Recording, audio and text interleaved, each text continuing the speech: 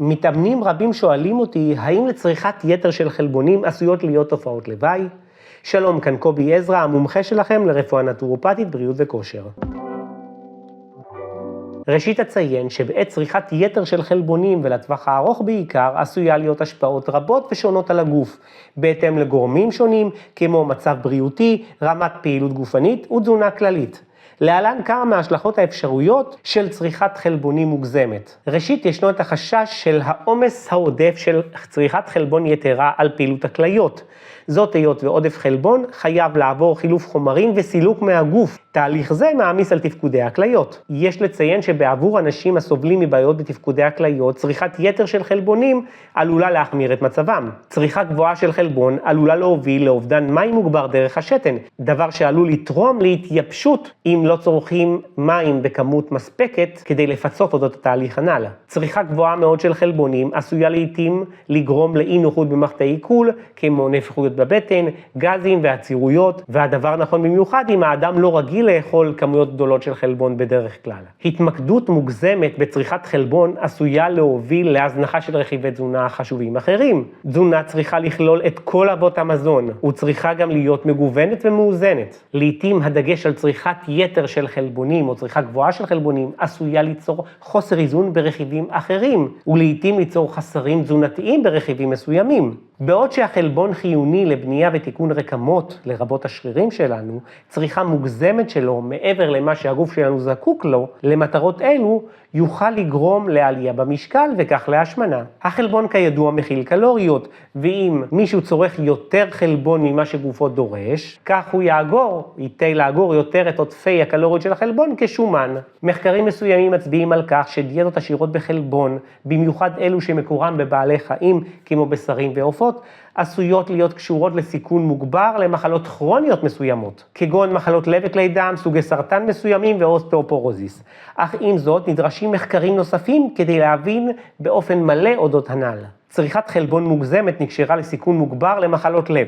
מחקרים מסוימים הראו שתזונה עתירת חלבון, עשירה במיוחד בחומצות אמינו לאוצין, שמצוי במקורו בבעלי חיים כמו בשר בקר, ביצים ומוצרי חלב, יכולה לעורר תגובות בגוף התורמות לסיכון מוגבר להתפתחות של טרשת עורקים שעשוי להוביל להתקף לב בהמשך. הסיבה לכך היא שהלאוצין יכול לעורר תאי דם לבנים הממלאים תפקיד במחלות טרשת עורקים, מה שמוביל לדלקת ולסיכון פוטנציאלי להתקף לב. למעשה צריכה של מעל ל-22% מהקלוריות היומיות שמגיעות מחלבון עלולה להשפיע לרעה על תאי מערכת החיסון בכלי הדם, מה שעלול להוביל להצטברות של תאים בתוך דפנות כלי הדם והחמרה של פלקים טרשתיים. צריכה מופרזת של חלבון קשורה גם לסיכון מוגבר למחלות הסרטן. דיאטות עתירות בחלבון, במיוחד אלו שעשירות בחלבונים שמקורם מעולם החי, נקשרו לסבירות גבוהה יותר למקרי מוות שקשורים לסרטן. הורמון ה-IGF-1, מה שנקרא Insulin-like growth factor 1, מושפע מצריכת חלבון. והוא יכול לקדם צמיחת תאים בריאים, כמו השרירים שלנו למעשה.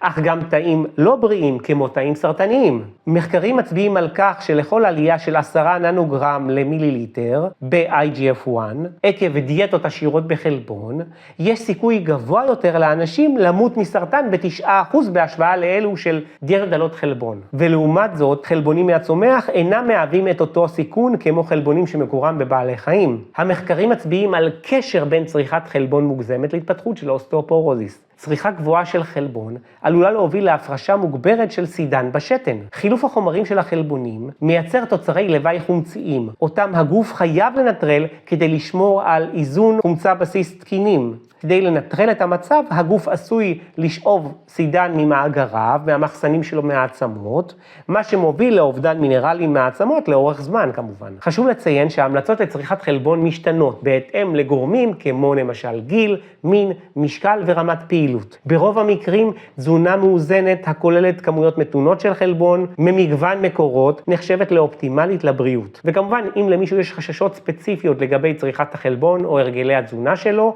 מומלץ להתייעץ באיש הבריאות שלו, וכמובן אם יש לכם שאלות תשאלו אותי ובשמחה אשיב לכם.